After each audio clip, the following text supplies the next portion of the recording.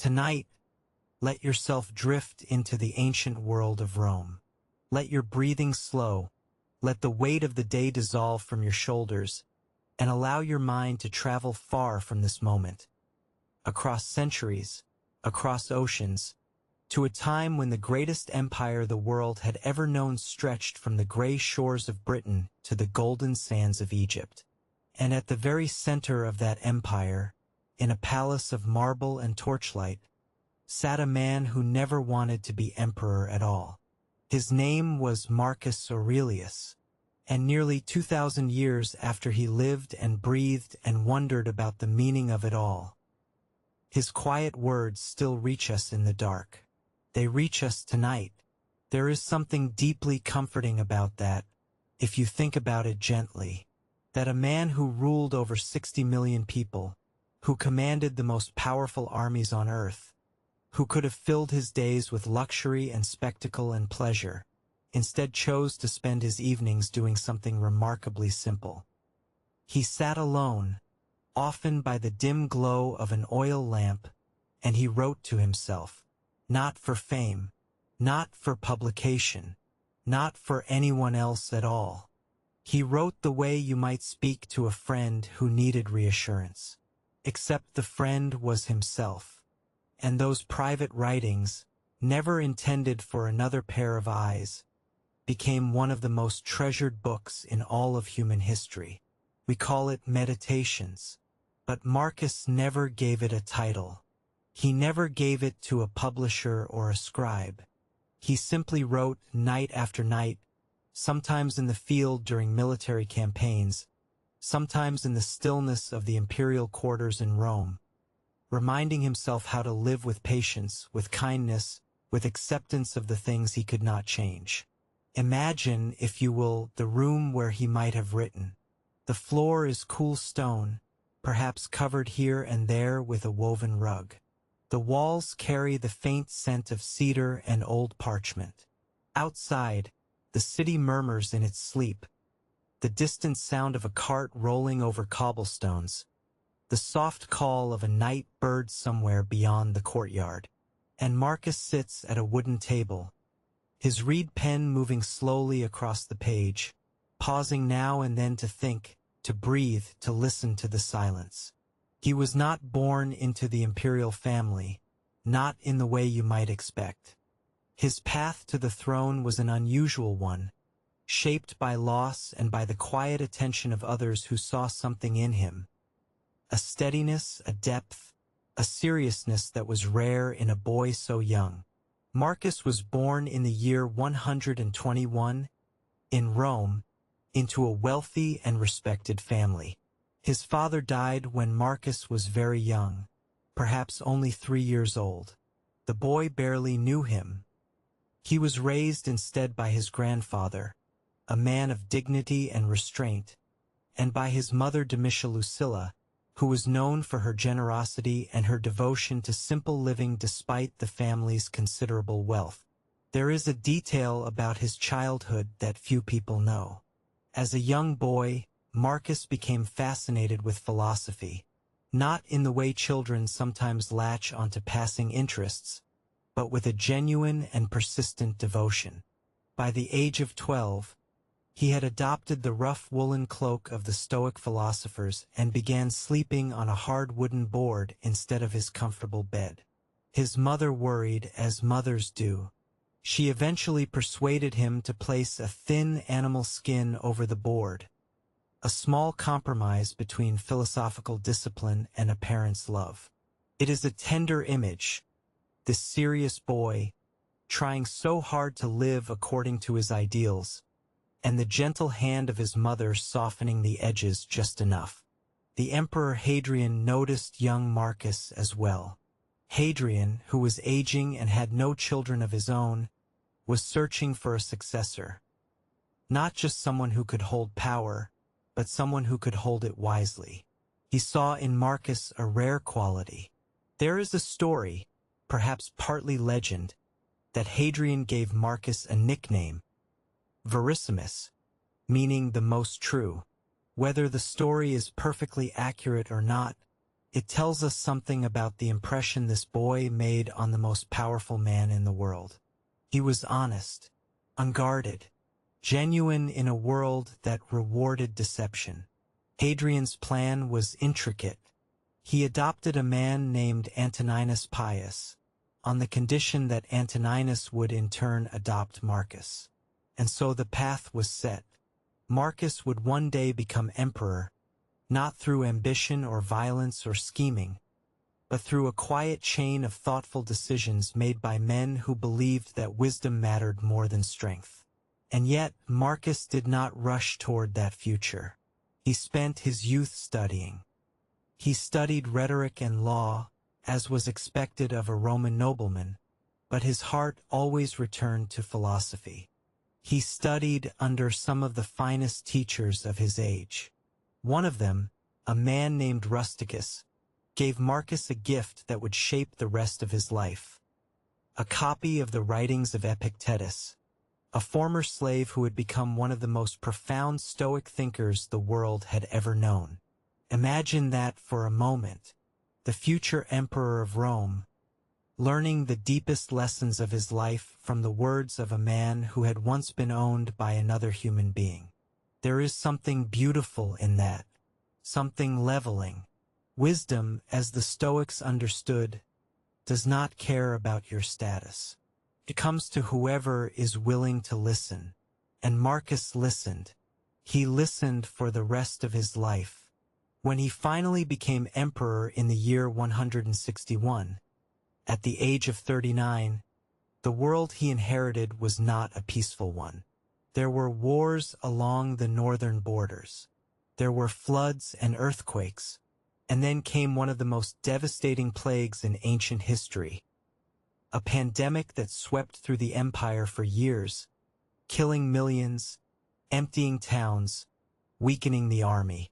Marcus faced all of this not from a safe distance, but directly, personally, often traveling to the front lines, often exhausting himself in the service of an empire that seemed to demand more than any one person could give. And still, in the evenings, he wrote. He wrote things like this: "When you arise in the morning, think of what a privilege it is to be alive, to think, to enjoy, to love." Such a simple thought. And yet, coming from a man who had every reason to be bitter, every reason to feel crushed by the weight of his responsibilities, it carries a quiet power. He was not writing from comfort. He was writing from the middle of difficulty, and he was reminding himself, not anyone else, just himself, to notice the good, to begin again each morning with gratitude rather than dread. This is what makes Marcus Aurelius different from so many other figures of history. He was not a saint. He did not claim to have all the answers. He struggled. He doubted. He grew frustrated with himself, with others, with the endless demands of his position. But he kept returning to his principles the way a traveler keeps returning to a familiar road. Not because the road is easy, but because it leads somewhere worth going. The philosophy that guided him, stoicism, is often misunderstood. People sometimes hear the word stoic and think it means cold, unfeeling, shut down. But that is not what Marcus practiced. Not at all. The stoicism of Marcus Aurelius was warm. It was deeply human. It was about paying attention to what truly matters, your character, your choices, your response to whatever life places in front of you, and letting go of what you cannot control. The weather, the opinions of others, the past, the uncertain future, all of it released, like leaves falling from a tree in autumn. Not with bitterness, but with understanding. He wrote about this often. One of his most enduring reflections is this: the happiness of your life depends upon the quality of your thoughts. Tonight, as you lie here, perhaps that idea can settle into you gently, not as a command, not as something you must do, but as an invitation. The quality of your thoughts, not the quantity, not the speed, not the productivity of them, but the quality. The kindness in them, the patience, the willingness to let things be as they are, even if only for this moment, even if only while you rest. Marcus understood rest. He understood that the mind, like the body, needs time to be still. In a world that constantly pulled at him, generals seeking orders, senators seeking favors, provinces seeking aid, he carved out these small moments of quiet. And in those moments, he found something that all the power in the world could not give him. He found clarity. He found, again and again, the simple truth that a good life is not measured by what you accumulate or achieve, but by how you meet each moment as it comes. There is another detail about Marcus that is rarely told. Throughout his reign, he made a practice of selling off the imperial furniture and jewels whenever the empire needed funds, rather than raising taxes on his citizens. Gold dishes, silk garments, jeweled ornaments from the palace, he auctioned them publicly. It was not a grand gesture meant to impress. It was simply what he believed was right. The Stoic principle of placing the common good above personal comfort was not, for Marcus, an abstract idea. It was a daily practice. He lived it in small, concrete ways that most people never saw. And perhaps that is the most remarkable thing about him. He did not perform his virtue. He did not seek applause. The very fact that his personal journal survived is something of an accident of history. He never meant for us to read it. He was simply trying each night to be a little better than he had been the day before. Not perfect, just a little better, a little more patient, a little more aware, a little more at peace with the reality that life is brief, that it contains suffering as well as beauty, and that both can be met with grace. Tonight, you do not need to solve anything. You do not need to plan or decide or figure out what comes next. You can simply be here, breathing, resting, letting the old words of a Roman emperor settle around you like a blanket. He wrote them for himself, but they have a way of feeling as though they were written for anyone who has ever lain awake wondering if they are doing enough, being enough, living well enough. You are enough. That is not something Marcus ever wrote in exactly those words, but it is the feeling that lives beneath so many of his reflections. The constant, gentle turning back to what is simple and what is true. You are alive. You are here. And that, as he reminded himself on so many quiet evenings, is a privilege worth noticing.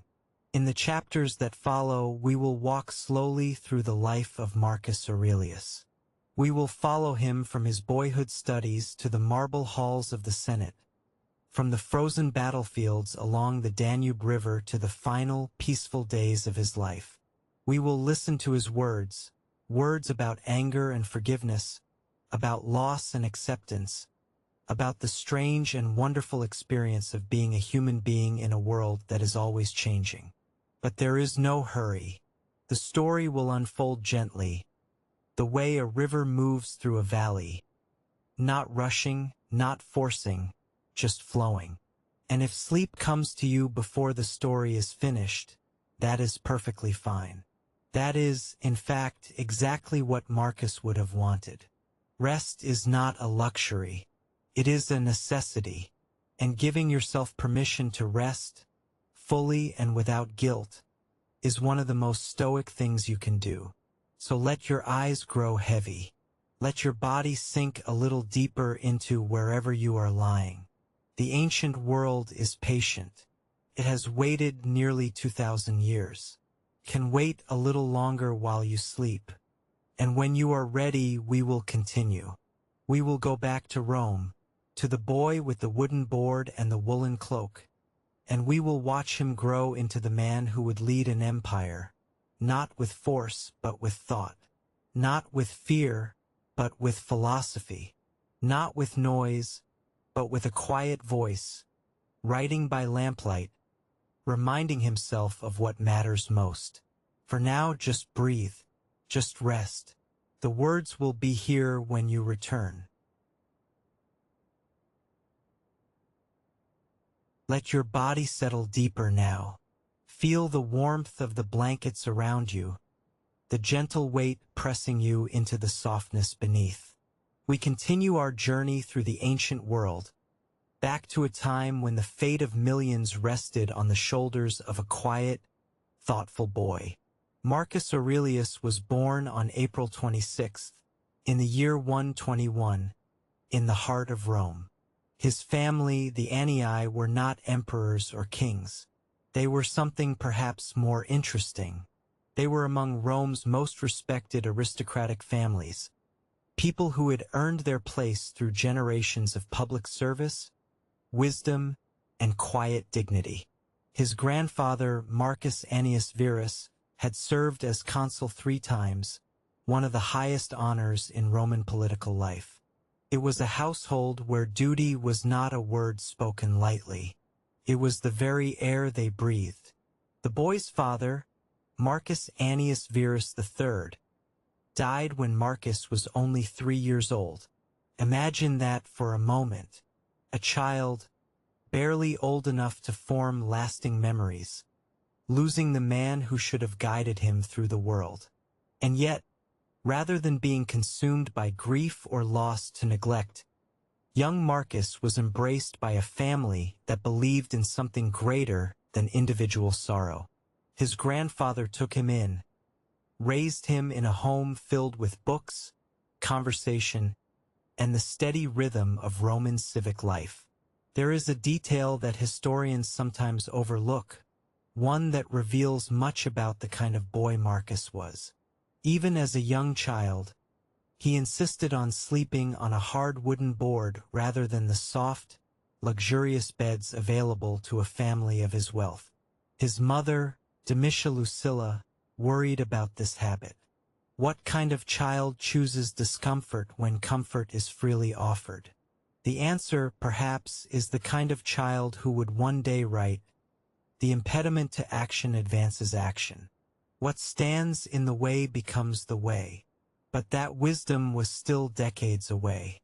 For now, he was simply a boy growing up in one of the most fascinating cities the world has ever known. Rome in the 2nd century was a place of astonishing contrasts. Magnificent temples stood alongside crowded tenement buildings. The smell of exotic spices from distant lands mixed with the earthy scent of the Tiber River. Philosophers debated in public squares while gladiators trained for combat in the shadow of the Colosseum. It was a city of over 1 million people, the largest the world had ever seen, and it hummed with an energy that must have been both thrilling and overwhelming for a sensitive young mind. Marcus received the education typical of a Roman aristocrat, but he took to his studies with an unusual intensity. He learned Greek, which was considered the language of philosophy and high culture, much as French would be in later European courts. He studied rhetoric, the art of persuasion and public speaking, which was essential for anyone who wished to participate in Roman political life. He read Homer and Virgil, absorbing the great stories of heroes and their struggles. But it was philosophy that captured his heart in a way that nothing else could. Let your breathing slow as we explore this transformation. Feel each breath as a gentle wave, carrying you deeper into relaxation, deeper into this ancient story. The moment that changed everything came when Marcus was around 12 years old. He encountered the teachings of the Stoic philosophers, and something inside him recognized a truth he had been searching for without knowing it. The Stoics taught that the path to a good life lay not in the pursuit of pleasure or the accumulation of wealth, but in the cultivation of virtue. They believed that we cannot control what happens to us, but we can always control how we respond. They taught that every human being carries within them a spark of the divine reason that orders the universe, and that living in accordance with this reason is the highest purpose of human existence. For a boy who had already lost his father, who had already chosen a hard bed over a soft one, these ideas must have felt like coming home. Here was a philosophy that did not promise comfort or ease, promised something far more valuable, promised a way to find meaning and peace regardless of what life might bring. Marcus began to adopt the habits of a philosopher with the earnestness that would characterize his entire life. He started wearing a rough Greek cloak, the traditional garment of the philosophical schools, rather than the fine Roman togas his family's wealth could provide. He would sometimes sleep on the ground, further training himself in the art of needing little. His mother continued to worry, but there was something in the boy's determination that commanded respect even from those who did not fully understand it. It was around this time that Marcus came to the attention of the Emperor Hadrian. Now, Hadrian was one of the most remarkable men ever to wear the imperial purple. He was a soldier, an architect, a poet, and a restless traveler who had walked the length and breadth of his vast empire. He had overseen the construction of the famous wall in Britain that still bears his name. He had rebuilt the Pantheon in Rome, creating one of the most beautiful buildings in human history. And he had an eye for talent, an ability to recognize greatness in its earliest, most unformed stages. What Hadrian saw in young Marcus was something rare. Here was a boy of noble birth who showed no interest in the usual aristocratic pursuits of hunting, gaming, and social climbing. Instead, he spent his time reading philosophy, practicing self-discipline, and asking questions about the nature of justice and the good life.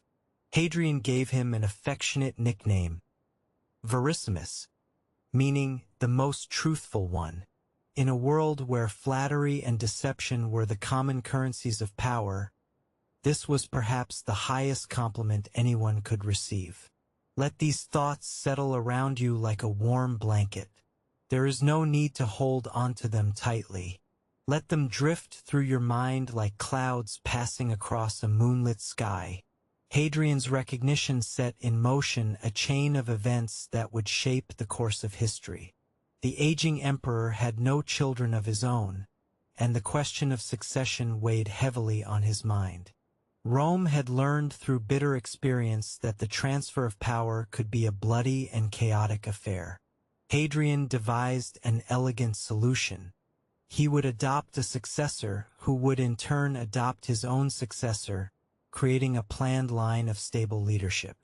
Hadrian first adopted a man named Lucius Ionius Commodus, but fate intervened when Commodus died of illness before he could assume power. Hadrian then turned to Antoninus Pius, a respected senator known for his integrity and calm temperament. But Hadrian attached a condition to this adoption that revealed his true long-term vision. Antoninus must in turn adopt two boys, Marcus Aurelius, who was then about 17 years old, and Lucius Verus, the young son of the recently deceased Commodus. Imagine the weight of this moment. A teenager devoted to philosophy and the quiet life of the mind, suddenly thrust into the line of imperial succession. The most powerful position in the known world was being placed, however distantly, within his reach. Many young men would have been intoxicated by such a prospect.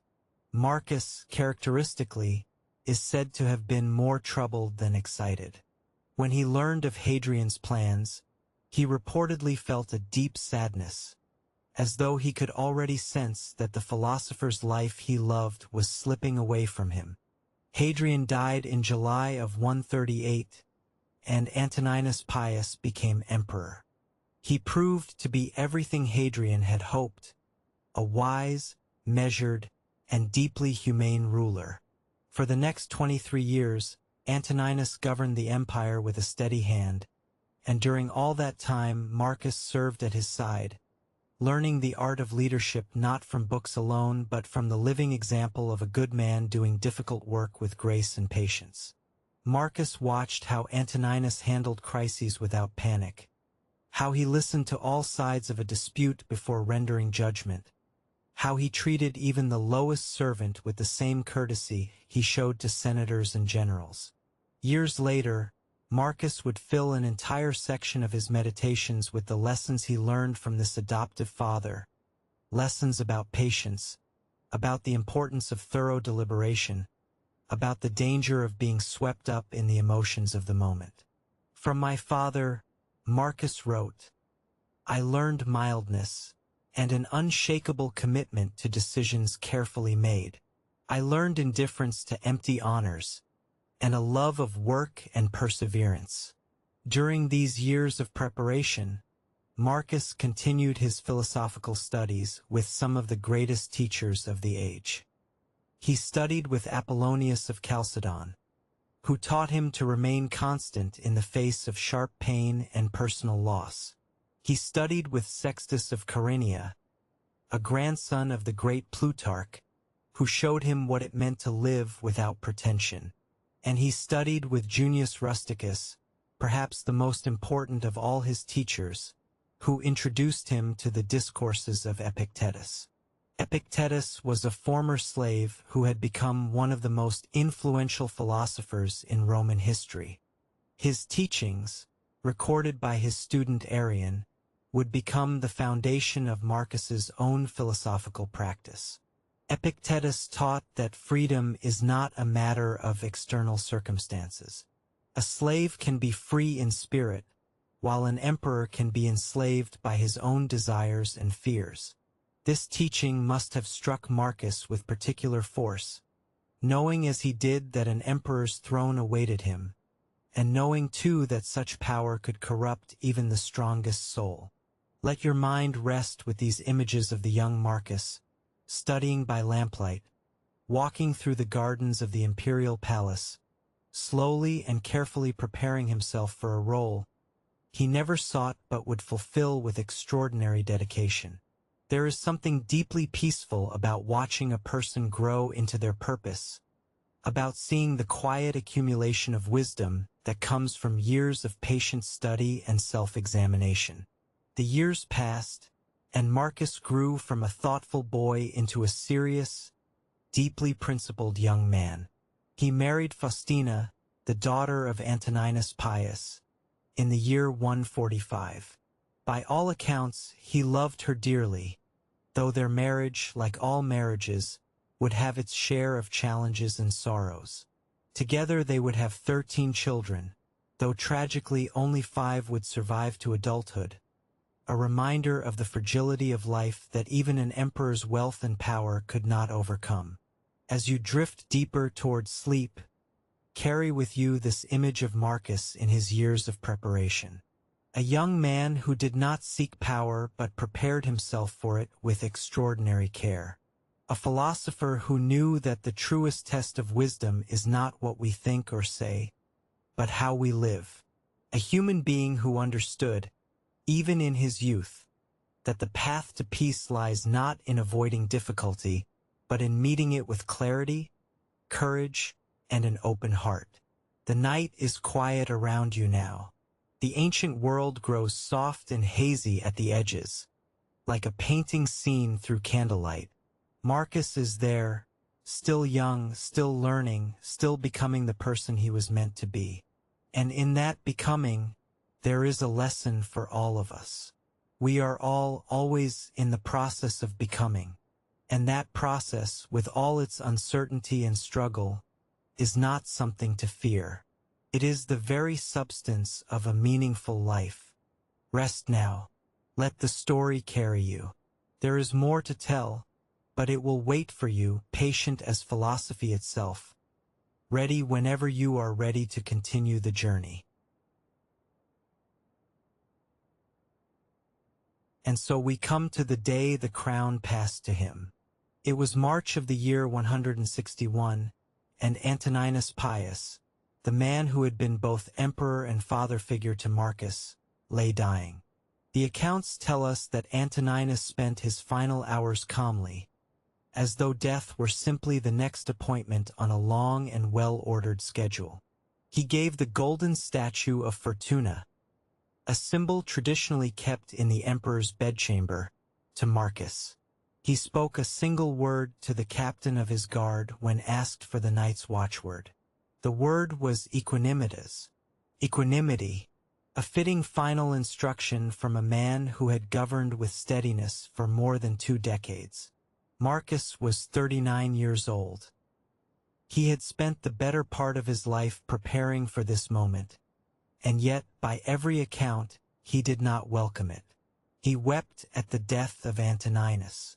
He resisted the Senate's insistence that he take the throne immediately, and in one of his first acts as emperor, he did something that had never been done before in Roman history. He insisted on sharing power. Marcus elevated his adopted brother Lucius Verus to the position of co-emperor, equal in title, equal in authority. This was unprecedented. Rome had always had one supreme ruler.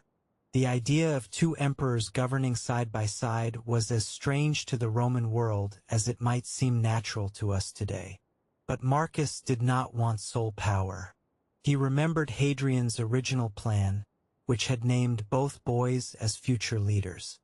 And more importantly, he believed that power concentrated in a single person was dangerous, no matter how wise that person might be.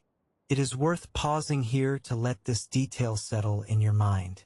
Imagine being given absolute authority over the known world, the armies, the treasury, the laws, the lives of 60 million people, and your first instinct is to give half of it away. Not out of weakness, not because you were forced to, but because you believed it was the right thing to do. This tells us more about Marcus Aurelius than perhaps any passage in his Meditations. The early years of his reign were not the peaceful continuation of Antoninus's era that Marcus might have hoped for. Almost immediately, the empire was tested. In the east, the Parthian Empire, Rome's oldest and most formidable rival, launched a major invasion of the Roman provinces of Armenia and Syria. Legions were destroyed. Cities fell. The eastern frontier, which had been relatively stable for decades, was suddenly in crisis. Marcus sent Lucius Verus to lead the campaign in the east, while he himself remained in Rome to manage the vast machinery of imperial government. The war lasted several years and was ultimately successful. The Roman legions pushed the Parthians back and recaptured the lost territories. But victory came at a terrible, unforeseen cost. The soldiers returning from the east brought something back with them, something invisible and devastating. It was a plague. We know it today as the Antonine Plague, named after the dynasty of emperors to which Marcus belonged. Modern scholars believe it may have been smallpox, though we cannot be entirely certain. What we do know is that it swept through the empire like a slow, relentless tide. It moved from military camp to military camp, from city to city, from province to province. At its worst, it may have killed as many as 2,000 people a day in Rome alone. Over the course of 15 years, it claimed the lives of between 5 and 10 million people across the empire. Try to imagine the weight of that. You are the emperor. You are responsible for everything, the army, the economy, the law, the well-being of your people. And now a sickness is moving through your world that you cannot fight, cannot negotiate with, cannot stop. The physicians of Rome had no understanding of how the disease spread. There was no treatment, no vaccine, no way to protect the vulnerable. People simply fell ill, and many of them died. Rich and poor, soldier and civilian, senator and slave, the plague did not discriminate. Marcus did not retreat from this crisis. He did not hide in his palace or flee to one of his country estates, as some rulers might have done. Instead, he did something that reveals the very core of his character. He opened the imperial treasury. He auctioned off the palace furnishings, gold dishes, silk robes, jeweled ornaments, even his wife's collection of fine garments, to raise funds for the relief effort. He refused to raise taxes on a population already suffering. He took the burden upon himself and upon the wealth of the imperial household. There is a record, preserved in the ancient histories, that Marcus personally oversaw the funeral rites of plague victims in Rome, ensuring that even the poorest citizens received proper burial. In a society that was deeply concerned with the rituals of death, this was not a small gesture. It was an act of profound respect for the dignity of every person, regardless of their station. And it was entirely consistent with what the Stoics had taught him, that every human being shares in the same rational nature, the same spark of the divine, and therefore deserves the same basic measure of care and honor. While the plague was still raging, a new threat emerged along the empire's northern frontier, the Germanic and Sarmatian tribes beyond the Danube River, peoples who had been held in check for generations by Roman military strength, sensed that the empire was weakened. They began to raid across the border, burning villages, seizing livestock, and testing the depleted Roman defenses. What began as scattered raids soon escalated into a full-scale invasion. Marcus had no choice but to go to war. This was not a war he wanted. It was not a war he had provoked. It was simply the situation that life had placed in front of him, and like a good Stoic, he met it with the only tools he trusted: duty, discipline, and a steady refusal to be overwhelmed by what he could not control. He traveled north to the Danube frontier and spent much of the next decade there, living in military camps, enduring harsh winters, managing a war that stretched across hundreds of miles of forest and river and open plain. He was not a natural soldier. He was a philosopher by temperament, a man who would have been happiest in a library or a garden, discussing ideas with friends. But he led his armies with competence and courage, earning the respect of his soldiers through his willingness to share their hardships rather than directing the war from a comfortable distance. It was during these long, difficult years on the frontier that Marcus wrote much of what we now call the Meditations. Picture him in his tent at night, after the day's councils and inspections and decisions have been made.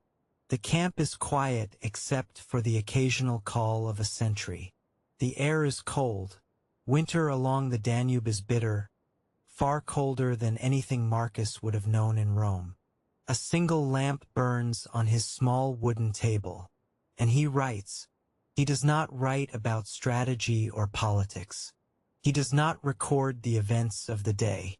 Instead, he writes to himself about how to live, how to remain calm in the face of difficulty, how to treat others with fairness and patience even when they do not deserve it, how to accept that some things are beyond your control without losing your sense of purpose or your will to act on the things that are within your reach.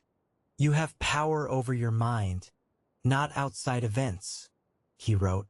Realize this, and you will find strength. These words were not written from a place of comfort or safety.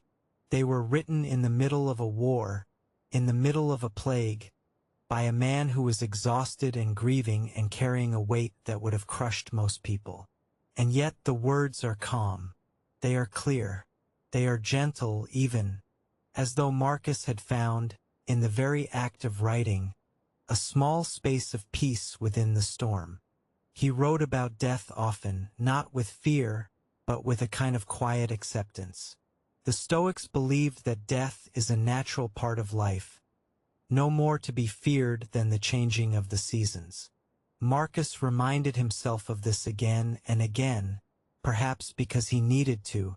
He had lost children. At least 5 of his 13 children died in infancy or childhood, a grief that no philosophy can fully ease.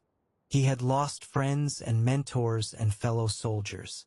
He had watched the plague carry away people he loved. And through it all, he kept writing.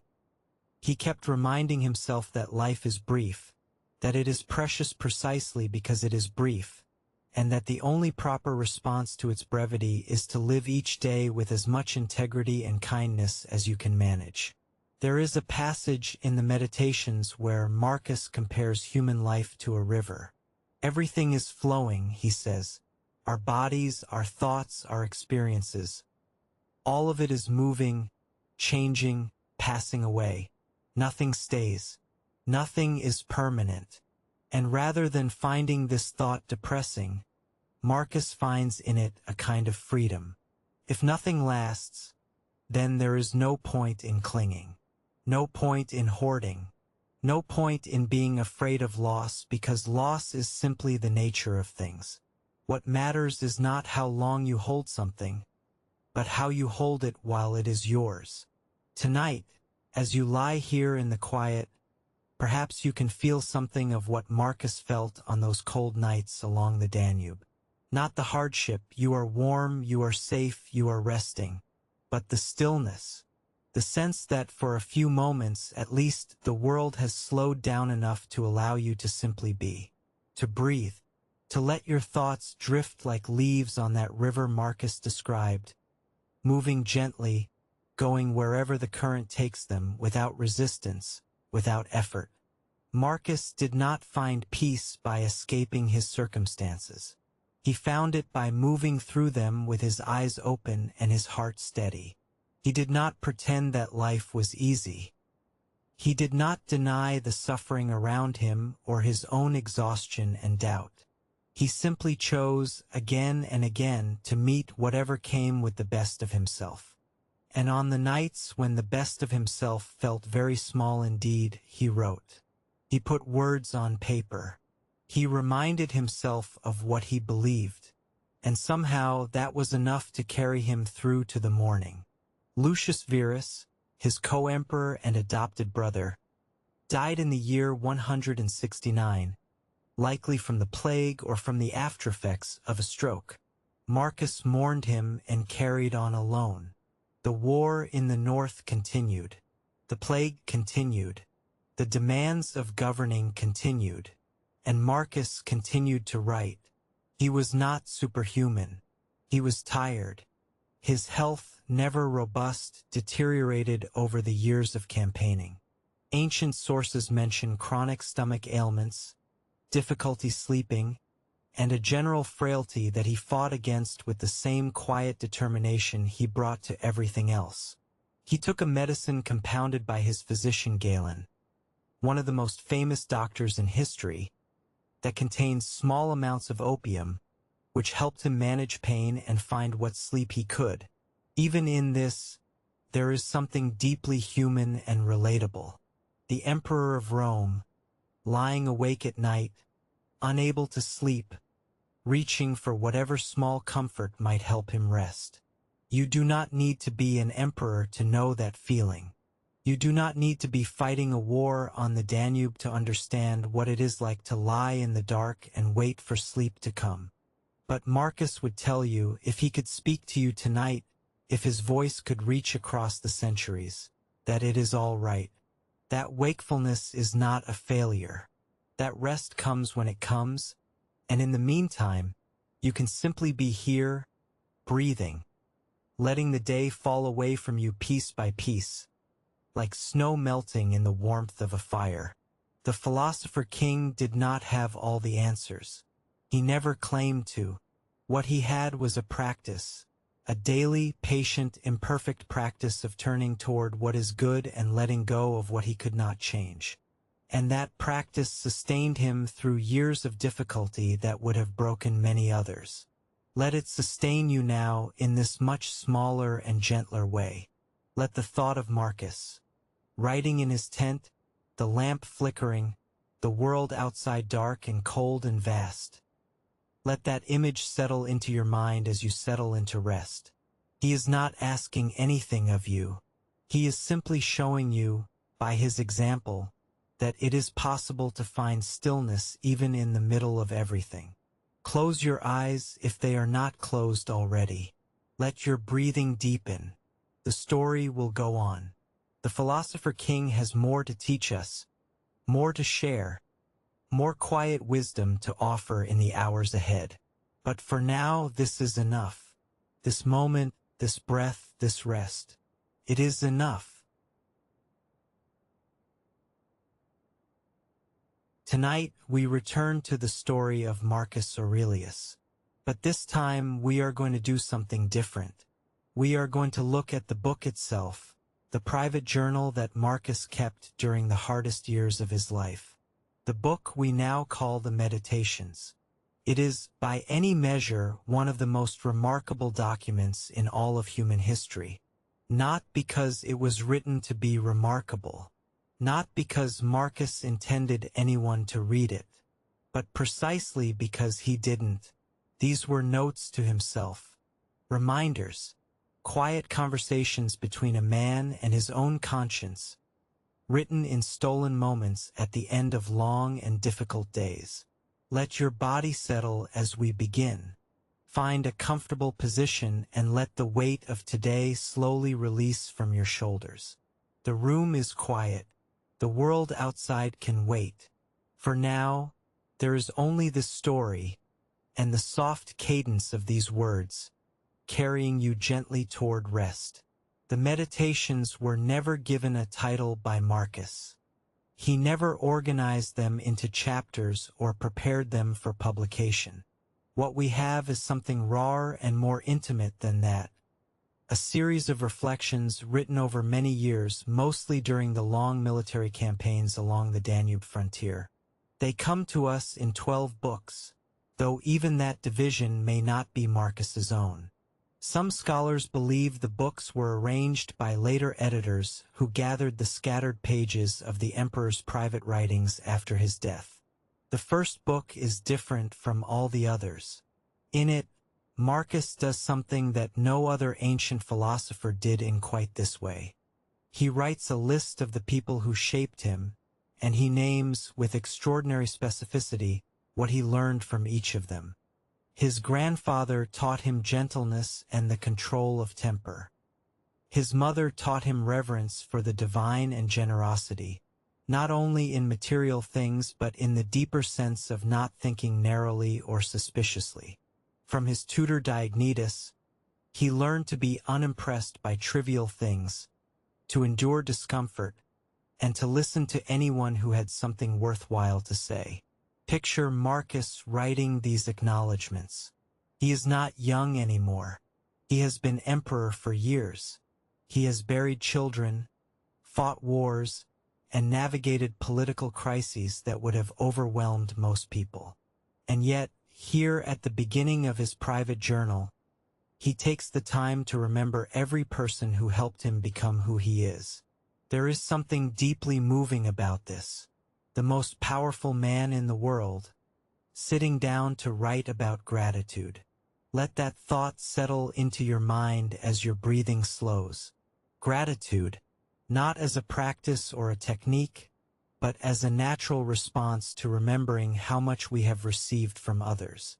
Marcus understood this instinctively. No one is self-made. Every good quality we possess was planted in us by someone else. A parent, a teacher, a friend, sometimes even a stranger whose kindness we never forgot. From Book 2 onward, the tone changes. Marcus is no longer looking backward at the people who shaped him. He is looking inward at the daily struggle to live well.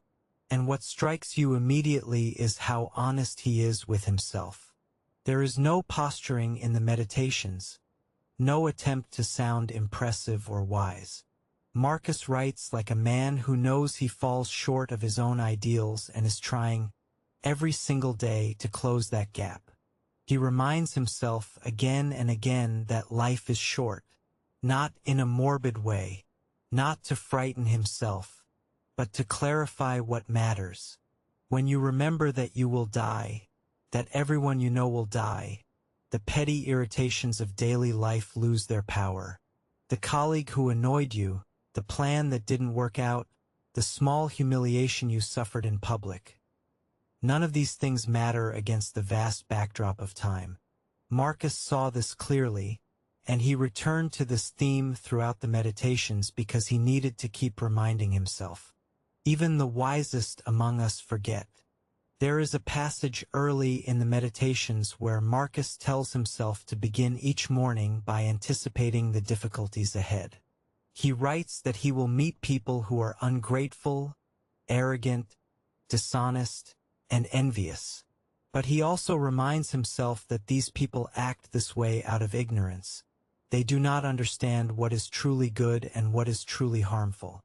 And because Marcus shares the same rational nature with all human beings, he cannot be angry with them.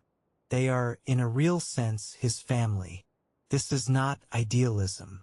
This is not naive optimism. This is a practical strategy for getting through the day without being consumed by frustration.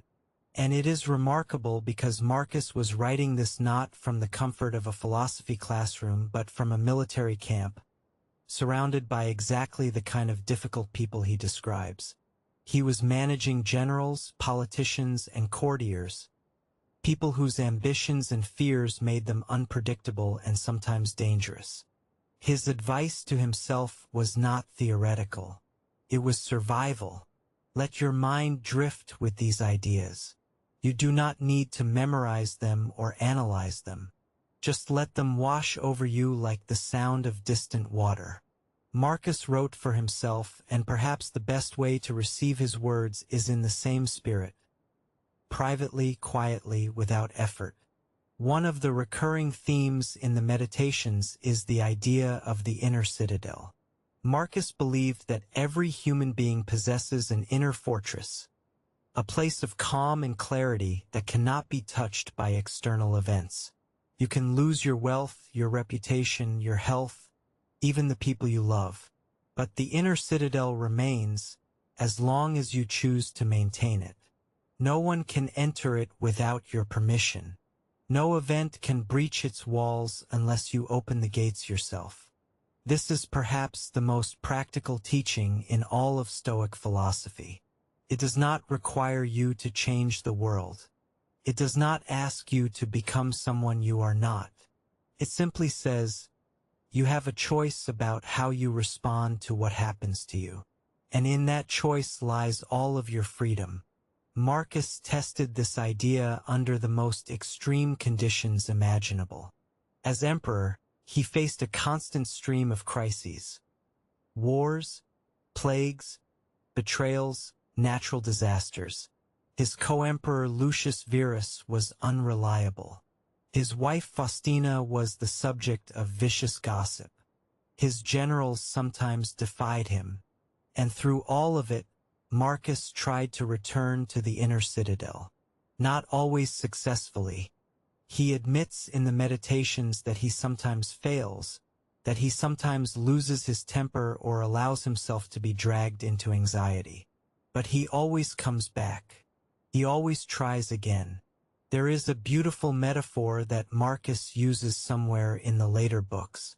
He compares the mind to a sphere, perfectly smooth, self-contained, rolling through the world without being caught or snagged by anything it touches. This is the ideal. Not a rigid fortress, but something more graceful. A shape that moves through difficulty without being deformed by it. Your breathing has probably slowed by now. Your body is heavier against the bed. Your thoughts beginning to lose their sharp edges. This is good. This is the body remembering what the mind sometimes forgets. That rest is not a luxury but a necessity. Even Marcus knew this. Even the emperor had to sleep. Another theme that runs through the meditations like a thread of gold is the idea of nature.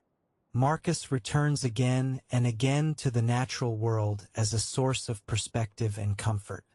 He writes about the beauty of bread as it bakes, the way the crust cracks open, and though those cracks are not part of the baker's intention, they have their own kind of beauty. He writes about olives on the verge of falling from the tree, about the foam on a wild boar's mouth, about the way aging transforms a face. In all of these observations, Marcus finds something worth contemplating. Nothing in nature is ugly when seen clearly. Nothing is without meaning. This is not sentimentality. It is a way of training the eye to see what is actually there, rather than imposing our judgments on everything we encounter. The Stoics believed that most of our suffering comes not from events themselves but from our opinions about those events. A thunderstorm is not good or bad. It is simply a thunderstorm. A difficult conversation is not a catastrophe. It is simply a conversation that requires patience and skill. By stripping away our automatic judgments, we can meet each moment freshly, with curiosity rather than fear. Marcus also writes extensively about time. He is fascinated and humbled by the way time erases everything. Alexander the Great and his mule driver, he notes, were both reduced to the same thing in death.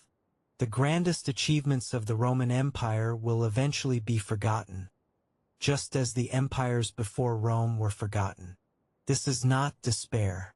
For Marcus, it is liberation. If nothing lasts, then there is no point in clinging. If everything passes, then the only thing that matters is how you live right now in this moment. There are passages in the Meditations that feel as though they were written this morning. Marcus worries about wasting time.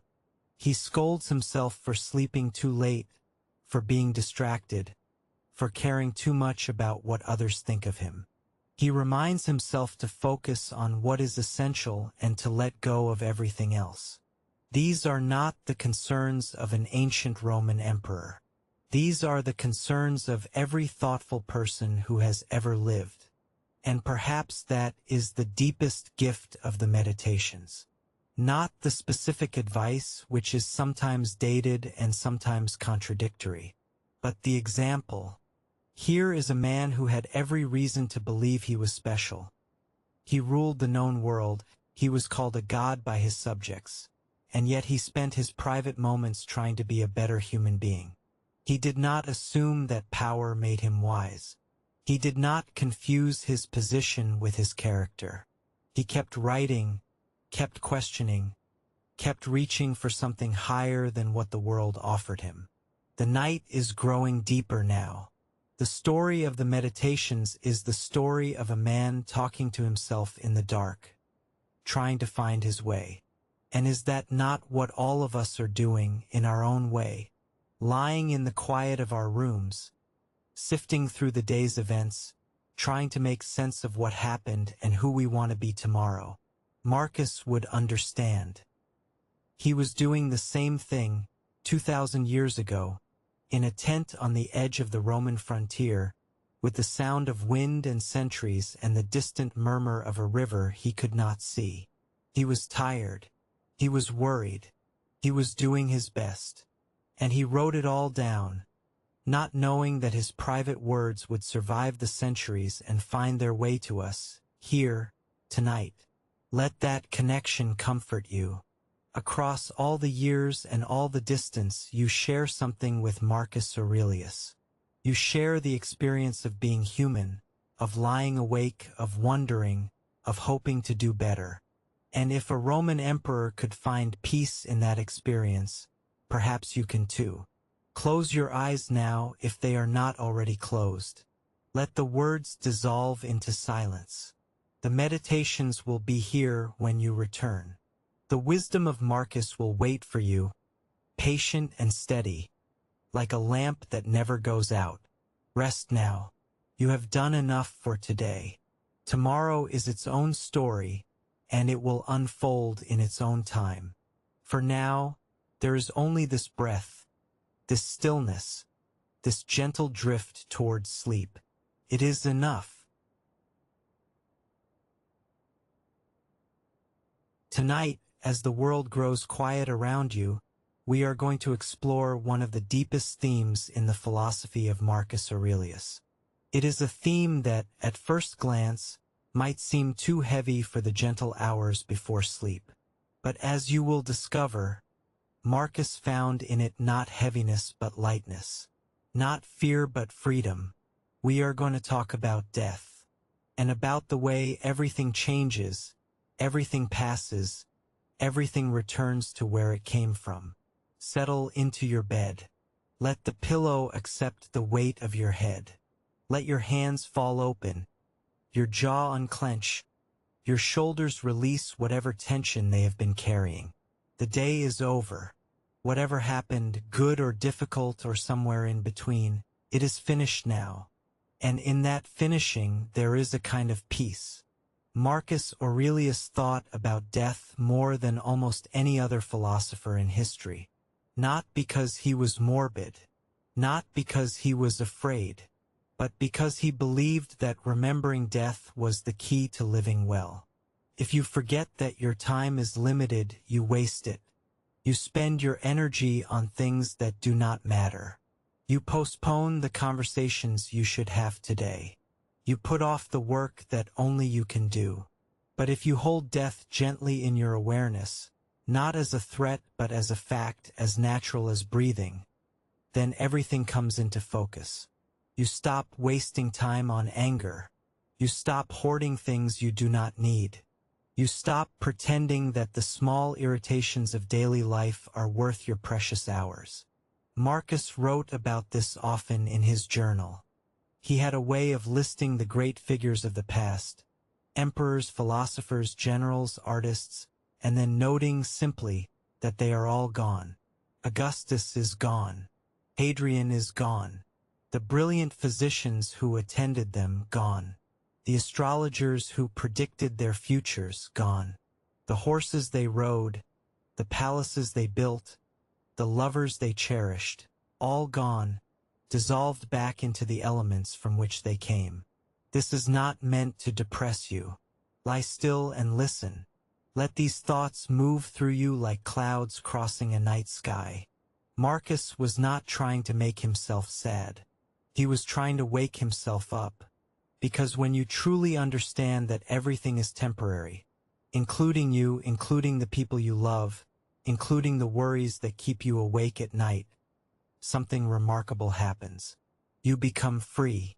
Free from the endless grasping and clinging that causes so much of our suffering. Free to appreciate what is here, right now, in this moment, because you know it will not last. Think of it this way. A sunset is beautiful precisely because it is brief. If the sky stayed orange and gold forever, you would stop noticing it. It is the fading that makes it precious. Marcus understood this about all of life. Every conversation, every meal, every quiet evening at home. These things are beautiful because they are passing. And the awareness of their passing does not diminish them. It deepens them. In one of his most famous passages, Marcus invites us to think about the court of Augustus. All the marriages and deaths, the intrigues and celebrations, the wars and treaties that consumed that era. Then he asks us to consider that the entire court of Augustus is now like a household that has died out. Every single person, from the emperor to the lowest servant, is gone. And so it will be with every era, including our own. Including the people you passed on the street today. Including the people you will see tomorrow. Let your breathing slow. Let these thoughts become gentler, softer, more like a lullaby than a lecture. You do not need to solve the problem of death tonight. No one has ever solved it. What you can do, what Marcus did, is simply acknowledge it. Sit with it. Let it inform the way you live without letting it terrify you. The Stoics had a phrase for this practice. They called it memento mori, remember that you will die. It sounds harsh in translation, but in practice it was meant to be gentle. A quiet tap on the shoulder. A reminder to pay attention. The Latin words carried the warmth of a friend's advice, not the coldness of a threat. Marcus practiced memento mori not just for himself but for the things around him. He would look at a beautiful object and remind himself that it would break. He would enjoy a good meal and know that the pleasure would fade. He would hold his children and understand, with the aching clarity of a parent, that nothing could guarantee their safety. This was not pessimism. This was love with open eyes. This was the courage to care deeply while knowing that everything you care about is temporary. There is a passage in the Meditations where Marcus compares human life to a river. Everything is flowing, he writes. Our bodies, our thoughts, our sensations, all of it is in constant motion, constantly changing. You cannot step into the same river twice, as the older philosopher Heraclitus said, because the water has moved on. And you have moved on too. The person you were this morning is not quite the same person lying here tonight. Every cell in your body is being replaced. Every thought is arising and passing away. You are, at every moment, a new creation. This might sound unsettling, but Marcus found it comforting. If everything is changing, then nothing is permanent enough to be truly threatening. The anxiety you feel right now will pass. The sadness that visited you this week will lift. The difficult situation at work will resolve itself one way or another. Nothing stays. And while that means the good things do not last, it also means the bad things do not last either. Picture a river at night. The water is dark, catching only the faintest glimmers of starlight. It moves steadily, without effort, without complaint. It does not try to hold on to the stones it flows over. It does not resist the curves of its own banks. It simply moves, carrying whatever falls into it, releasing what needs to be released, finding its way to the sea through patience and persistence. You are like that river tonight. Your thoughts are the water. Let them flow. Do not try to hold on to any single thought. Do not resist the ones that seem dark or difficult. Just let them move through you and away, the way the river carries leaves and twigs without being troubled by them. Marcus also wrote about the vastness of time. He loved to stretch his mind across enormous spans, not just centuries but millennia, not just human history but the history of the cosmos itself. He would contemplate the infinite past that preceded his birth and the infinite future that would follow his death. And in that vast perspective, a human life, even the life of an emperor, was barely a flicker. A candle lit for a moment in an endless darkness. Again, this was not meant to diminish. It was meant to liberate. If your life is a brief moment in the vastness of time, then there is no room for pettiness. There is no time for grudges. There is no point in accumulating power or wealth beyond what you actually need. The only thing that matters is how you use the time you have. Are you kind? Are you honest? Are you contributing something good to the people around you? These are the only questions that matter when you remember how brief the opportunity is. The room is very quiet now. Perhaps you can hear your own heartbeat, steady and reassuring, marking out the moments one by one.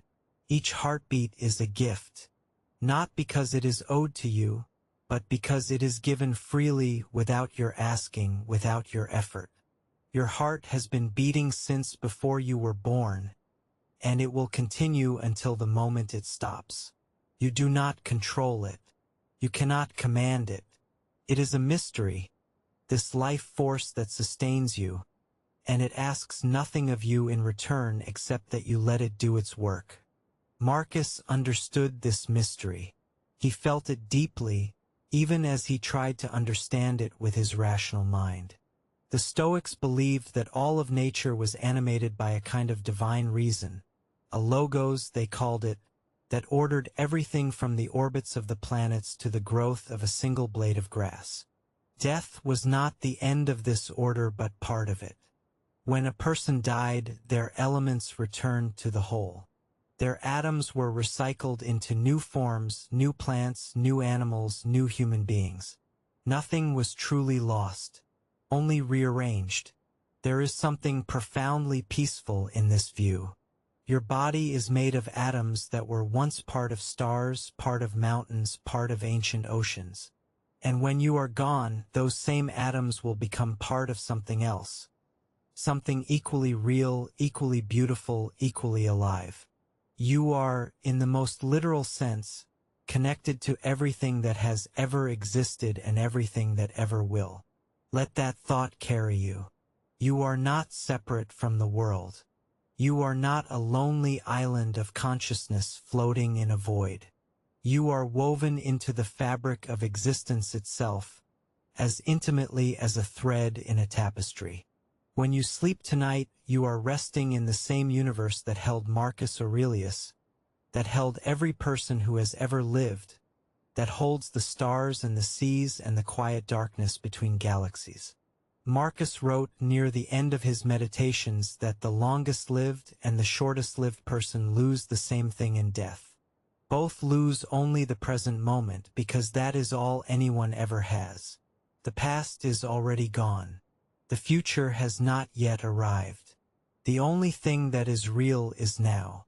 And now is always exactly the same length, whether you are an emperor or a child, whether you live to be 100 or die tomorrow. This is perhaps the most radical insight in all of Stoic philosophy. If the present moment is all that exists, then death cannot rob you of much. It can only take this breath, this heartbeat, this sensation of lying in a warm bed with the sounds of the world growing dim around you. And this moment, however brief, is complete in itself. It does not need the future to justify it. It does not need to last forever to be real. Your eyes are heavy now, or perhaps they have been closed for some time. The story of Marcus and his thoughts on death has carried you to a place of stillness, a place where the boundary between waking and sleeping grows thin and soft. This is a good place to be. There is nothing you need to do here, nothing you need to figure out. The questions that Marcus raised about time, about death, about the nature of existence, these are questions that have no final answers. They are meant to be lived with, not solved. They are companions for the journey, not destinations. Rest now. Let the river of your thoughts carry you into sleep. The world will be here when you wake, changed and yet the same, turning slowly through the darkness, carrying all of us, the living and the dead, the remembered and the forgotten, toward whatever comes next. Marcus would tell you not to worry about what comes next. He would tell you to be here, now, in this breath, in this stillness, in this gentle surrender to the night. It is enough. It has always been enough. Tonight, let us return once more to the world of Marcus Aurelius. The room around you is quiet. The day has finished its work, and now it is your turn to rest. But before sleep takes you, let us visit an idea that sustained Marcus through some of the hardest years any human being has ever faced. The Stoics called it the inner citadel, and it may be the most useful idea ever offered to a person lying awake in the dark, trying to find peace. Let your body relax. Begin with your feet. Let them grow heavy. Let the muscles soften. Move your attention slowly upward, through your ankles, your calves, your knees. Let each part of your body release its hold on the day. Your thighs, your hips, your lower back, all of it settling deeper into the mattress. There is nothing you need to hold on to right now, nothing you need to carry. The weight of the world is not yours tonight. The idea of the inner citadel is simple, but its implications are vast. Marcus believed that every human being possesses, deep within themselves, a place that cannot be touched by external events, a fortress of the mind, a space of calm and clarity that exists regardless of what is happening outside. Wars can rage, empires can crumble, friends can betray you, your body can fail you, and still, this inner space remains intact, because it is not made of anything that can be damaged. It is made of your capacity to choose how you respond to what happens to you. Think about that for a moment. You cannot control the weather. You cannot control the economy. You cannot control what other people say about you or think about you or do to you. You cannot even control many of the thoughts that arise in your own mind. They come and go like weather patterns, unpredictable and sometimes unwelcome. But you can control one thing, and it is the only thing that matters, your response. Marcus tested this principle under conditions that would have broken most people. Consider what he faced during his years as emperor. The Antonine Plague swept through the Roman Empire, killing millions. Some estimates suggest it killed a quarter of the population in affected areas. Marcus himself may have lost several children to disease. His co-emperor was unreliable. His most trusted general, Avidius Cassius, launched a rebellion against him. The Germanic tribes along the Danube frontier mounted invasion after invasion, requiring Marcus to spend years in military camps far from Rome. And through all of this, Marcus wrote in his journal. He reminded himself night after night that the only thing truly under his control was his own mind. Not the plague, not the war, not the betrayal, just his response to these things. And in that response, he could choose wisdom over panic, patience over rage, compassion over bitterness. Picture Marcus in his tent along the Danube. It is late. The campfires have burned low. He can hear the distant sound of the river and the occasional call of a sentry. His body aches from the day. He was not a young man during these campaigns, and the cold of the northern frontier was hard on his health. He suffers from chronic stomach problems and chest pains. Some historians believe he may have had stomach cancer. But he sits at his small table, picks up his pen, and writes. He writes about the inner citadel. He writes that the mind can retreat into itself whenever it needs to. That you do not need to travel to a country house or a seaside villa to find peace. You carry your peace with you, always, like a snail carries its shell. The retreat is available to you at any moment, on a crowded street, in a difficult meeting, in the middle of an argument. You simply step back, mentally, into that quiet space within yourself, and from there you can observe what is happening without being swept away by it. This is not escapism. Marcus was very clear about that. Retreating to the inner citadel does not mean ignoring your responsibilities or pretending that problems do not exist. It means creating enough distance between yourself and your reactions to respond thoughtfully rather than reactively. It is the difference between being caught in a flood and standing on high ground watching the water pass below. Let your breathing deepen. In through the nose slowly and out through the mouth even more slowly. With each exhale, let yourself sink a little deeper into rest. You are building your own inner citadel right now in this moment. The act of lying quietly, of listening, of letting your thoughts settle, this is the practice. It does not require perfect concentration. It does not require years of training. It only requires willingness. Marcus had a beautiful way of describing the mind's relationship to external events. He compared it to a rock in the middle of the sea. The waves crash against it endlessly, but the rock does not move. It does not complain about the waves. It does not wish they would stop. It simply stands there, solid and unmoved, while the water breaks and foams and eventually recedes. The rock does not fight the sea. It does not need to. The stillness is its strength. You can be like that rock. Not rigid. Marcus was not advocating for stubbornness or emotional suppression, but steady, rooted, able to feel the impact of events without being knocked over by them.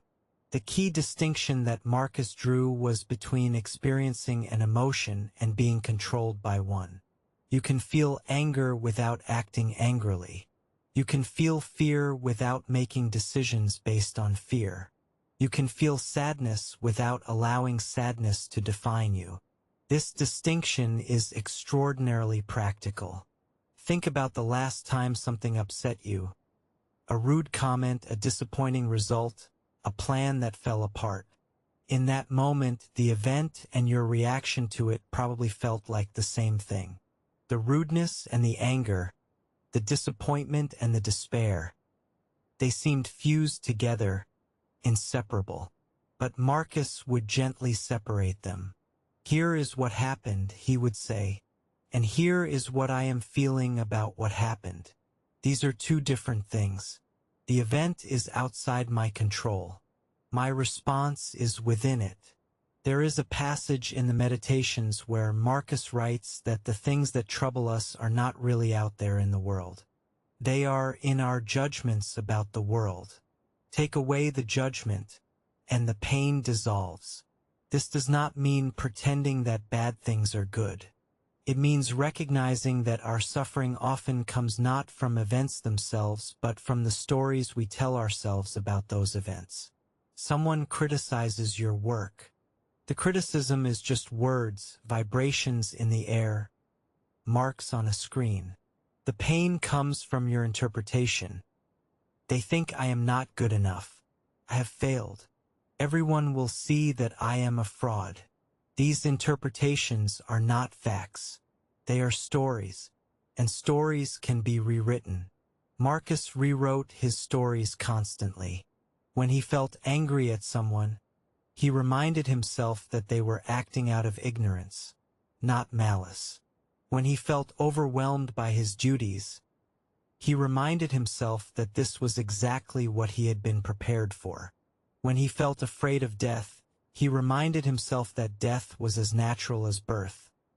Just another change, another transformation, another step in the endless cycle of nature. The night grows deeper around you. Your body is heavier now, more relaxed, more willing to surrender to gravity and softness. This is the inner citadel doing its work.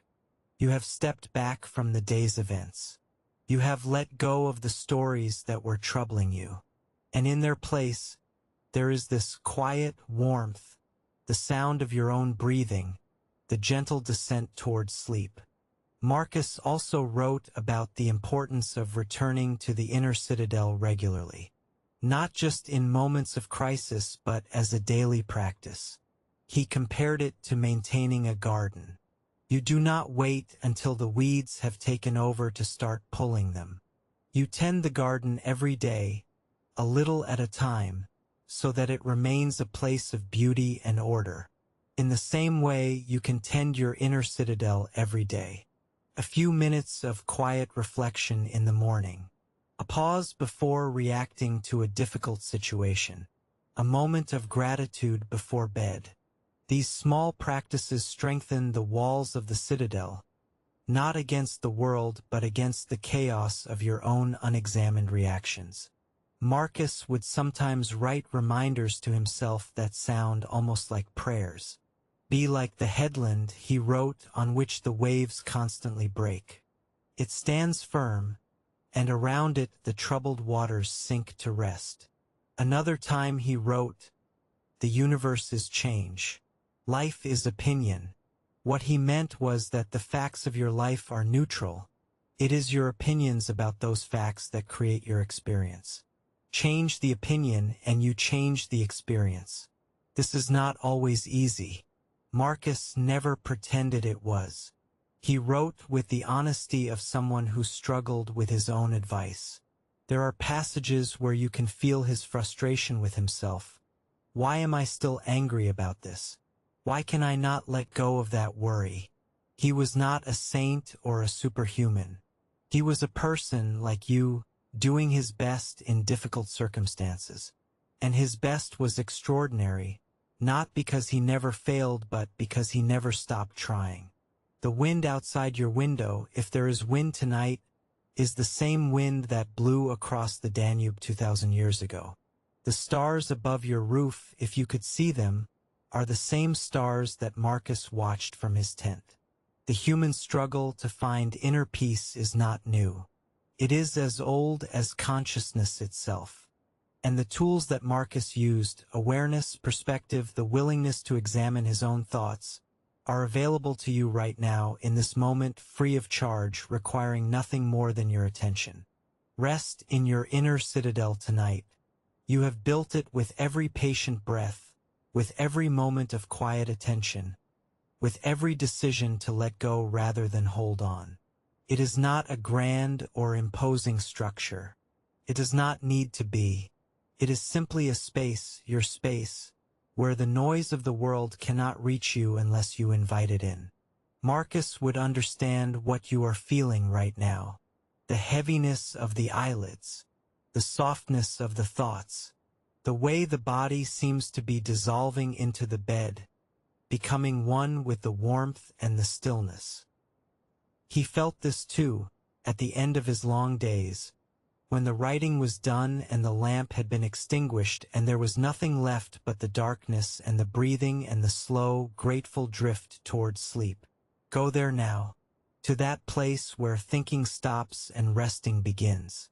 The inner citadel will be here when you wake, steady and unchanged, ready for whatever the new day brings. And you will be ready too. Not because you have solved all your problems, but because you know, as Marcus knew, that the peace you seek is not somewhere out in the world. It is here. It has always been here, inside you, waiting. Rest now. It is enough. Tonight, we will explore a quality that defined Marcus Aurelius more than any other. It was not his intelligence, though he was brilliant. It was not his power, though he ruled the largest empire the world had ever seen. It was something quieter, something humbler, something that he returned to again and again in his private writings. It was duty, the sense that he owed something to the world simply because he was alive in it. Find your comfortable position. Adjust the pillow if you need to. Pull the blanket a little higher or let it fall lower, whatever feels right. There is no wrong way to lie here. There is no test to pass, no standard to meet. Tonight you are simply resting, and that is enough. Marcus Aurelius did not want to be emperor. This is one of the most important things to understand about him. Unlike so many rulers before and after him, he did not scheme or fight or manipulate his way to power. The role was given to him, first by Emperor Hadrian, who spotted something remarkable in the young Marcus, and later by Antoninus Pius, who raised him as a son and prepared him for the throne. When Marcus finally became emperor in 161 AD, at the age of 40, he accepted the responsibility not with excitement but with a kind of solemn resolution. This was his duty, and duty for the Stoics was sacred. The Stoic understanding of duty is different from the way we usually think about obligation. For most of us, duty feels like a burden, something we have to do, something imposed on us from outside. We do our duty grudgingly, counting the hours until we are free. But for Marcus and the Stoics, duty was not a burden. It was the very substance of a good life. To fulfill your role as a parent, a friend, a citizen, a worker was not a sacrifice. It was the highest expression of your nature as a rational social being. Marcus compared human beings to the limbs of a body. Your hand does not resent serving the body. Your eye does not complain about having to see. Each part of the body fulfills its function naturally without resentment because that is what it was made to do. In the same way, Marcus believed each human being has a role to play in the larger body of humanity.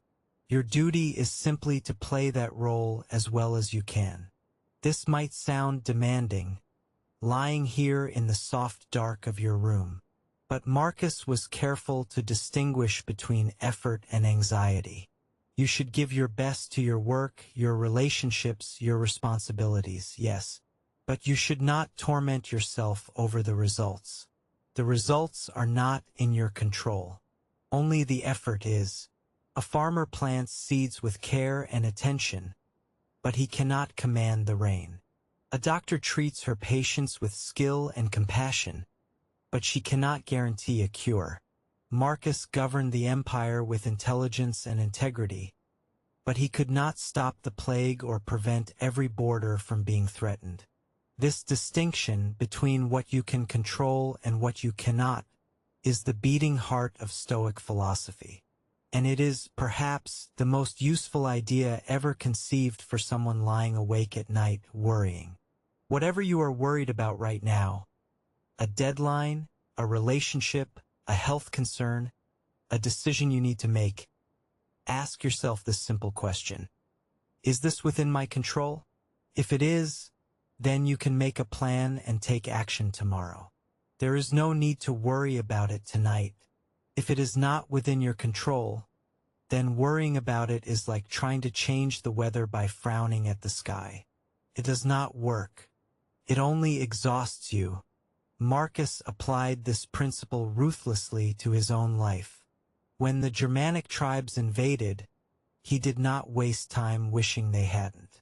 He assembled his armies and marched north. When the plague killed thousands, he did not rage against fate. He organized relief efforts and maintained public order. When his general Avidius Cassius declared himself emperor, Marcus did not collapse in self-pity. He dealt with the crisis calmly and, when Cassius was killed by his own soldiers, Marcus reportedly wept, not from relief but from sorrow at the waste of a good man's potential. This is what duty looked like in practice for Marcus Aurelius. Not grand gestures or dramatic sacrifices, but a steady, daily commitment to doing what needed to be done, with as much grace and wisdom as he could muster. He did not always succeed. He made mistakes. He lost his temper. He doubted himself. But he always came back to the work because the work was what mattered. Let your mind soften around these ideas. You do not need to become Marcus Aurelius. You do not need to govern an empire or lead armies into battle. Your duties are your own, unique to your life, your circumstances, your particular gifts and limitations. But the principle is the same. Each day you have the opportunity to show up fully for the people and tasks that depend on you. And each night you have the opportunity to release that effort, to set it down like a heavy pack at the end of a long trail, and to rest. Marcus wrote that we should work like we were meant to work, not like a slave who works because he is forced to, and not like a show-off who works because he wants to be admired, but like a vine that produces grapes, naturally without fanfare because that is what vines do. The vine does not ask for applause. It does not compare itself to other vines. It simply grows and bears fruit year after year in whatever soil it finds itself planted. There is something deeply freeing in this image. You do not need to be the best. You do not need to be recognized. You do not need to change the world. You just need to do your work, your real work, the work that only you can do with care and presence and integrity. And then let it go. Marcus also understood that duty extends beyond the workplace. He wrote about the duty of kindness, of treating every person you meet with respect and patience, even when they do not deserve it. Especially when they do not deserve it. Because kindness is not a reward for good behavior. It is an expression of your own character. When you are kind to a difficult person, you are not doing it for them. You are doing it because that is who you choose to be. This is one of the hardest teachings in Stoicism, and Marcus did not pretend otherwise. He wrote about the people who annoyed him, the braggart, the flatterer, the cynic, the cheat. He acknowledged his irritation with them. But then, characteristically, he turned the spotlight on himself. Am I so perfect that I have the right to judge? Have I never been ungrateful, or arrogant, or dishonest? The answer always was no. He had been all of those things at one time or another, and so his duty was not to judge but to understand, not to condemn but to help. The wind has settled outside, or perhaps it was always calm. The night has the quality of deep water, still on the surface with slow currents moving beneath. Your breathing has found its own rhythm now, steady and unhurried, like the pulse of something ancient and reliable. This is your body doing its duty, keeping you alive, repairing the wear of the day, preparing you for tomorrow. It asks nothing of you in return. It just works quietly and faithfully, the way Marcus believed all of nature works. One of the last things Marcus wrote about duty was the most personal. He reminded himself that even the duty to live does not last forever. There will come a day for every one of us when the work is done, when the vine has borne its last grape, when the lamp has burned its last drop of oil. And on that day, the proper response is not fear or regret but gratitude. Gratitude for having had the chance to serve. Gratitude for the days that were given, however many or few. Gratitude for the privilege of being alive in a world that, for all its difficulty, is shot through with beauty and meaning and love. Marcus died in 180 AD, probably in the city of Vindobona, modern-day Vienna. He was 58 years old. He had been emperor for nearly 20 years.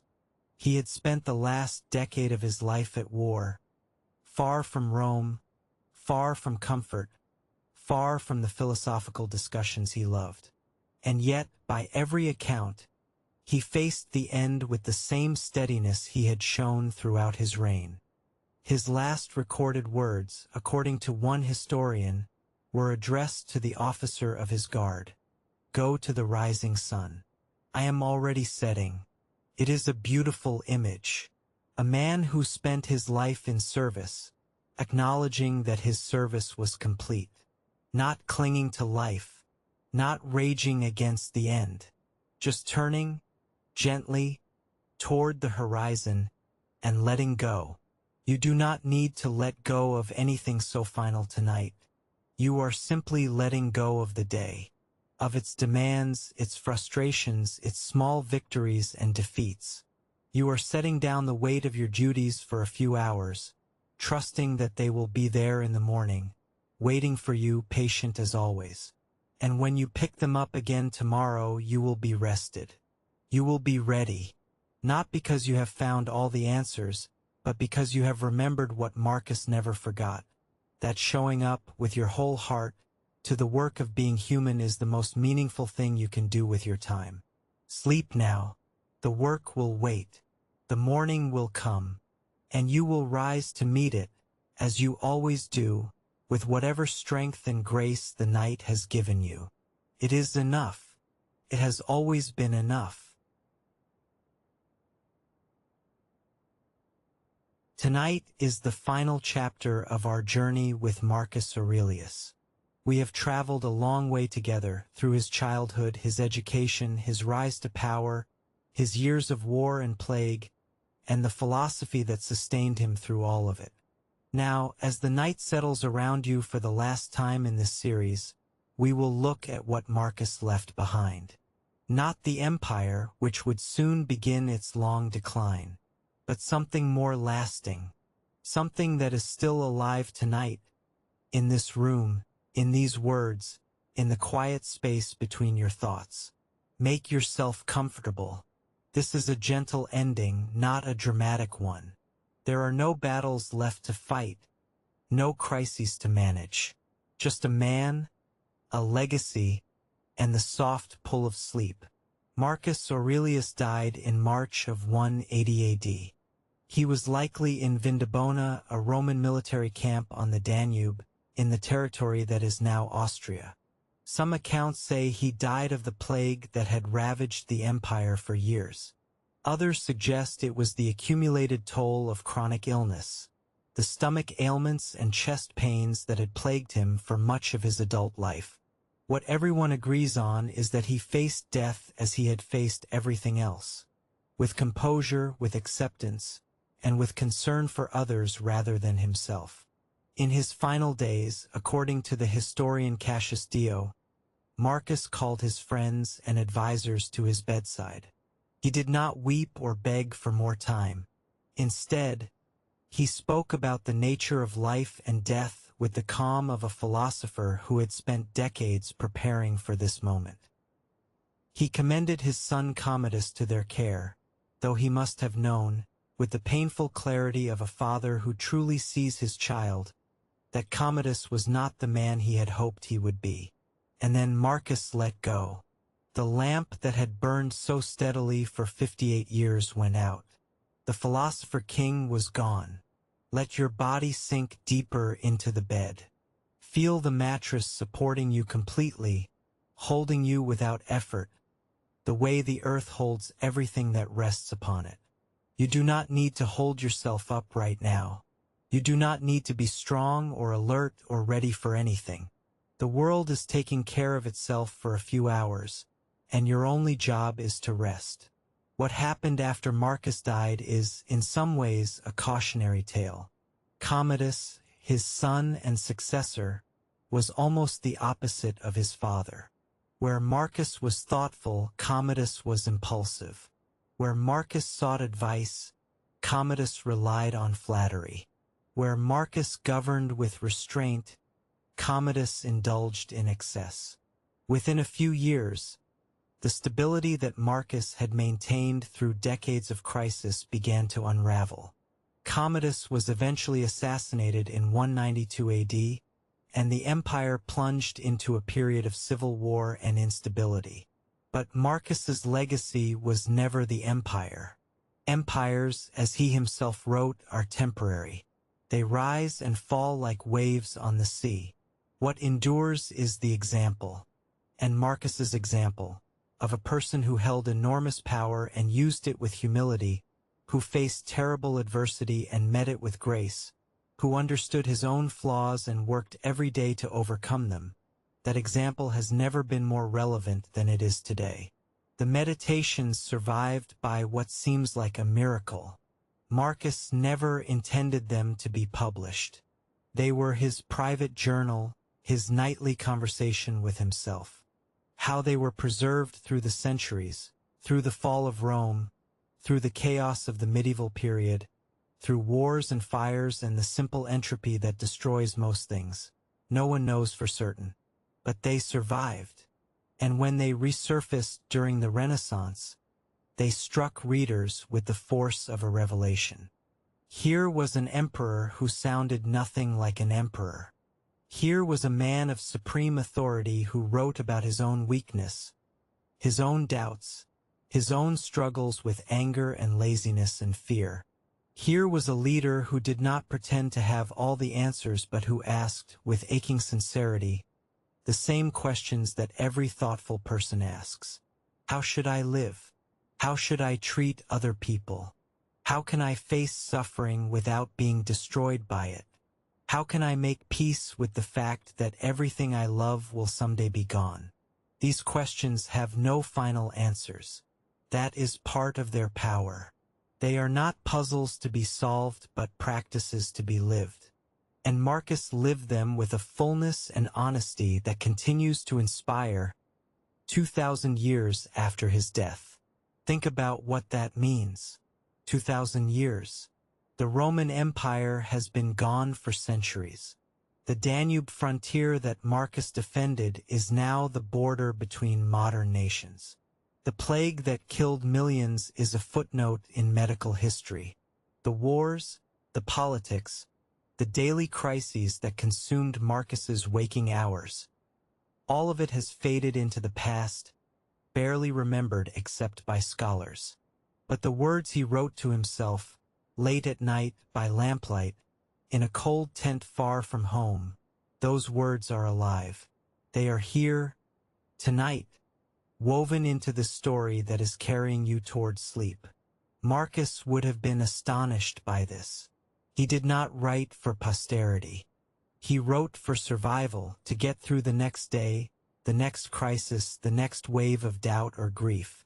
The fact that his survival strategies have become one of the most widely read books in the history of philosophy is an irony that the Stoic in him would have appreciated. Nothing turns out the way you expect. The things you plan for do not happen. The things you never imagined become the defining events of your life. All you can do is your best, in this moment with what you have. And sometimes, just sometimes, that is enough to echo through the centuries. The room is very still now. Perhaps you have been drifting in and out of attention, catching some phrases and letting others slip past. That is perfectly fine. Sleep content is designed to be half-heard, like a conversation in the next room, where the meaning matters less than the tone, and the tone is warm and steady and safe. Let us gather one last time the main ideas that Marcus left us. Not as a list to memorize, but as a handful of seeds to carry with you into sleep, where they may take root in ways you cannot predict. First, the reminder that you are not your circumstances.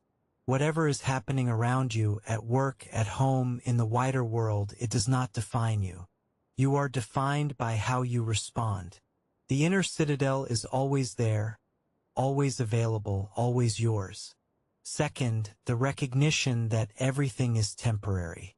This is not a reason for despair. It is a reason for gratitude. The sunset is beautiful because it fades. The meal is delicious because hunger will return. The people you love are precious because your time with them is limited. Impermanence is not the enemy of meaning. It is the source of meaning. Third, the practice of seeing clearly. Most of our suffering comes not from events but from our judgments about events. When you strip away the story, the interpretation, the catastrophizing, the what-ifs, what remains is usually manageable. Usually, it is just a situation that requires a response. And you are capable of responding. Fourth, the commitment to duty. Not duty as a burden, but duty as an expression of who you are. The vine does not resent producing grapes. The sun does not begrudge its light. You were made for something, for kindness, for effort, for contribution, and fulfilling that purpose is not a sacrifice. It is the most natural thing in the world. And fifth, the acceptance of death. Not as something to fear, but as something to hold gently, like a stone worn smooth by the river. Your time is limited. This is a fact, not a threat. And when you truly accept it, you become free from pettiness, free from grudges, free from the exhausting pretense that you have forever. You do not have forever. You have now. And now is enough. Marcus Aurelius was not perfect. He would be the first to tell you so. He was a man who struggled, who doubted, who sometimes fell short of his own ideals. But he never stopped trying. He never stopped writing. He never stopped reaching for something better. Not better circumstances, not more power or comfort, but a better self. And in that endless reaching, he showed us something that no amount of power or wealth or fame could ever provide. The possibility of living with integrity in a world that does not always reward it. The story of Marcus Aurelius is complete. But in another sense, it is never complete. Because the questions he asked are your questions too. The struggles he faced are versions of your struggles. The peace he sought is the same peace you are seeking right now, lying in the dark, waiting for sleep to come. It will come. It always does. Not because you command it, but because you allow it. Like Marcus, you have done your best today. Like Marcus, you have faced what needed to be faced. And now, like Marcus at the end of a long day on the frontier, you are setting down your pen, extinguishing your lamp, and turning toward the darkness with trust rather than fear. The stars are out tonight, whether you can see them or not. They are the same stars that watched over Marcus in his tent, the same stars that will watch over people 1,000 years from now who will never know your name but who will share your experience of being human. of lying awake, of wondering, of hoping, of finally, gently, gratefully falling asleep. Go to the rising sun. Marcus is already setting. And so are you, settling into the deep and restful darkness, carrying with you the quiet wisdom of a man who asked nothing more of life than the chance to meet it honestly. Rest well.